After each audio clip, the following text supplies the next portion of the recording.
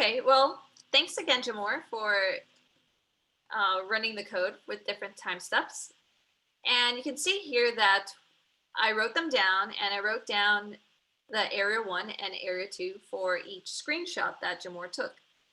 So what I want to do now, again, is just like I did before, find the average, the absolute value of the difference between area 1 and area 2, and then find the percent error. So what I'm going to do again to get the average, I'm going to say equal area 1 plus area 2, divide this by 2. And just like before, just going to drag it all the way down, and it's going to calculate it all for me. So it gave me the 0 because it's trying to take the average of these two columns, which have nothing in it. So I'm just going to delete that 0. Next, I'm going to take the absolute value of the difference again. So I'm going to say equal ABS. And then remember the difference, we're doing area 1 minus the average. Just like, again, so that you can all see, I am using this equation here. So I am going to hit enter. And there's my difference.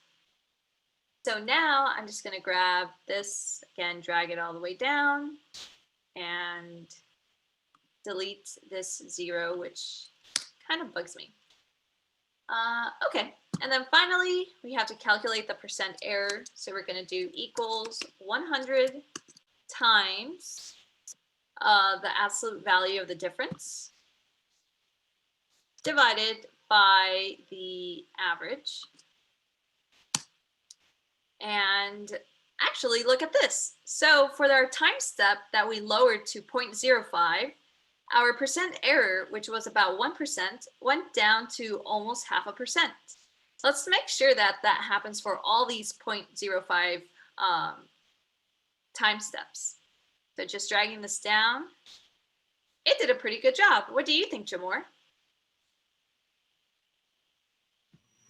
It looks pretty good to me. So what do you think is going to happen when we drag this down to 0.03%? I think it's going to go even further down. Probably. Let's see what happens. Let's see what happens. Let's drag this down, and look at this. So now we're at about 0.3%-ish, which is lower than this 0.05 time step. So in order to see this, because you could sort of see, right? It went from about 1% to 0.5% to 0.3%. But in order to see it even better, why don't we make a graph? Let's try to make a graph with these DTs, our little time steps, and the percent error, just to see visually that this percent error is going down. So in order to do that, what I'm going to do is make a new sheet. And in this new sheet, it opens up as sheet number 2. So I'm going to go back to sheet 1. Let's copy everything from this sheet. I'm just clicked Control A and then Control C to copy everything. And then I'm going to paste all of this on sheet number 2. And since there are a lot of white spaces, and we really don't want to use this these mouse data points, because that was just to make sure that that would still work. So I'm just going to delete that. And I am going to also delete this.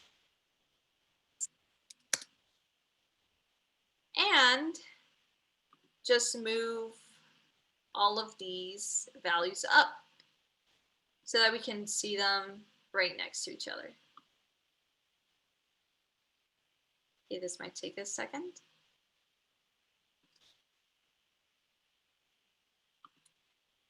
And I'll just delete this row.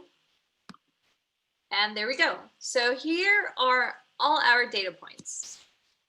And we really want to, like I said, we want to plot this time step dt and this percent error. this is going to be our x-axis, and I'm going to plot this as our y-axis. So I'm going to go up here to Insert, Chart.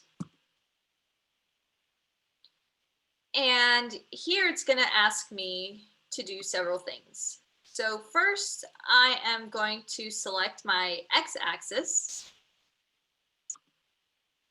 And it asks me to select a range. So I'm going to use all of these values, my time step values, and I'm going to hit OK. Next, I want to add a series, which is my y-axis. So I'm going to move this over here and select my percent error, which is what I want on my y-axis, and click OK. And now we can see that at the moment we have a bar chart. We really don't want that. So I'm going to up here in chart type, I want it to be a scatter plot. And scatter plot's just going to place all of these points on this XY graph so that I could see them. And this is what we see. So with a time step of 0.1, we had an error of about 1%. So this is all our percent errors. And as we kept going down, this percent error also went down. So that means that if we keep making our time steps smaller and smaller, approaching 0, it's going to keep going down. And remember, Jamor started running the code with a time step of 0.01. So let's go back and check in on him and see what values he gets for that. Thanks, Daniela. So while you've been running that, I've been able to record 3 different values for area 1 and area 2, or actually 4 different values.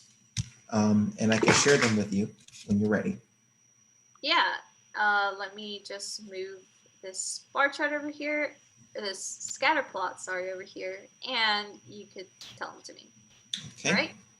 All right. I have 4 different snapshots. So for the first snapshot, area 1 is 4136. Mm-hmm. 0.27. Okay. And area 2 is 4124. Mm-hmm. 0.73. All right. Okay. Second snapshot, area 1 is 4134. Mm-hmm. 0.22. All right. And area 2 is 4124. Uh-huh. 0.87. 7. Snapshot 3, area 1 is 4132. Mm-hmm. 0.18. Mm-hmm. Area 2 is 4124. 0.84. Mm-hmm.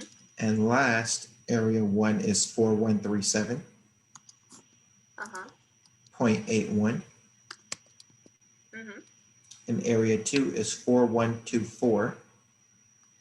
0.79.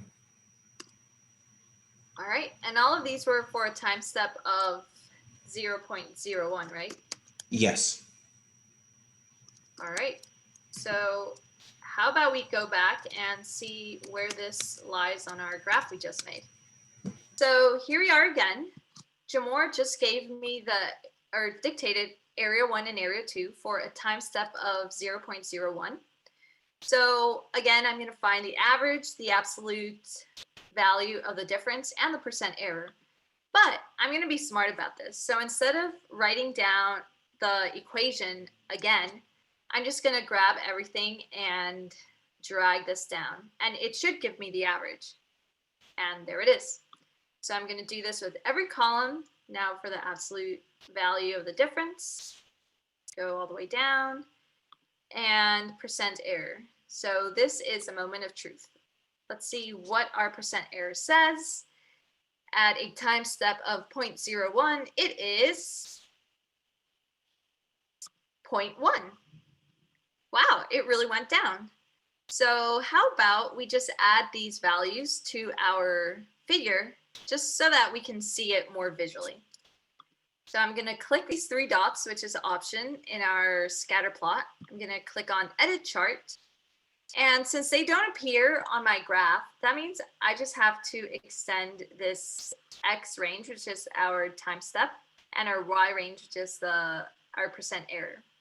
And I'm going to come over here to my X-axis, click on Select Data Range, and grab all of these now, and select, or actually what I'm just going to, no, I'm going to do that. I'm going to select all of these and click OK.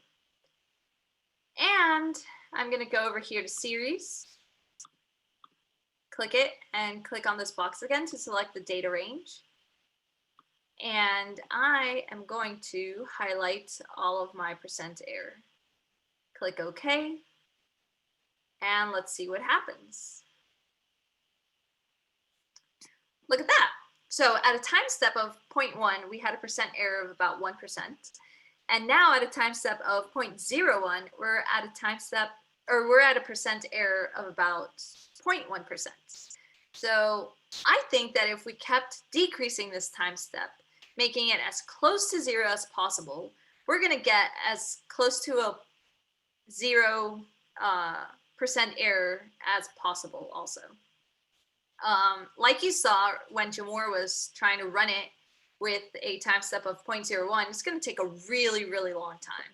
So again, if you have the patience and you have the time to watch it go around a couple times, and you can take notes and record those area 1 and area 2, go for it. And you will see how you keep making this graph keep going as close to 0 as possible.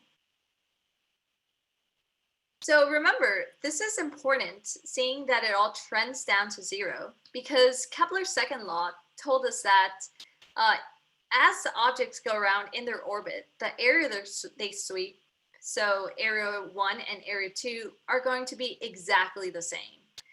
Now, we can't really get that with this code. We can get as close to them being the same. So they can be very, very close to being the same. And this is what we're seeing, that as we make the time steps smaller, both areas get really close to being the same. But just because we're running a computer simulation, it's not going to be perfect. But it's good to see that it's trending in that direction. So with all this said, Jamor, I think we've done something really exciting with this orbital motion coding video. What's that? I think we just proved Kepler's second law. Really? Yeah. I mean, look at this. All this this percent error, it keeps going down to 0. So that means that our areas, given a smaller, or the smallest dt we can give it, both areas are going to be about the same, which is what Kepler was telling us, that area 1 and area 2 should be exactly the same. Ah, I see what you mean. So, woohoo, we did it.